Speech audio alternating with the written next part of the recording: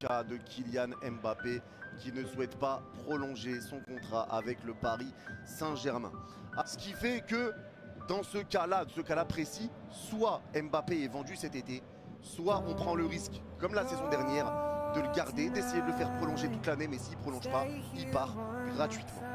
Alors, il y a des torts des deux côtés, il y a des hypothèses un petit peu partout, et on va essayer d'évoquer, on va essayer de tout évoquer sans rien oublier, et on va commencer par le cas Mbappé-Real Madrid. Alors déjà, on le sait que le Real était déjà sur Mbappé la saison dernière, qu'ils n'étaient pas loin de le récupérer, que Mbappé voulait rejoindre le Real Madrid. Ça ne s'est pas fait parce que le PSG a eu des discussions avec Mbappé, peut-être des promesses, etc.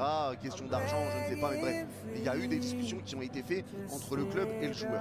Il y en a qui disent que le club que Mbappé est un enfoiré, que le club, c'est le club qui a mal géré, etc. Les gars, pour moi, les torts dans cette situation sont clairement partagés. C'est vraiment partagé, parce que je rappelle que dans cette discussion qu'il y a eu la saison passée pour faire prolonger Kylian Mbappé, il y a eu des promesses qui ont été faites. On ne sait pas ce qui a réellement fuité, mais il y a eu des promesses qui ont été faites, des promesses sur un plan de jeu, peut-être un pouvoir qui a été donné à Mbappé, des choix, des rôles qui ont été donnés à Mbappé au sein du club.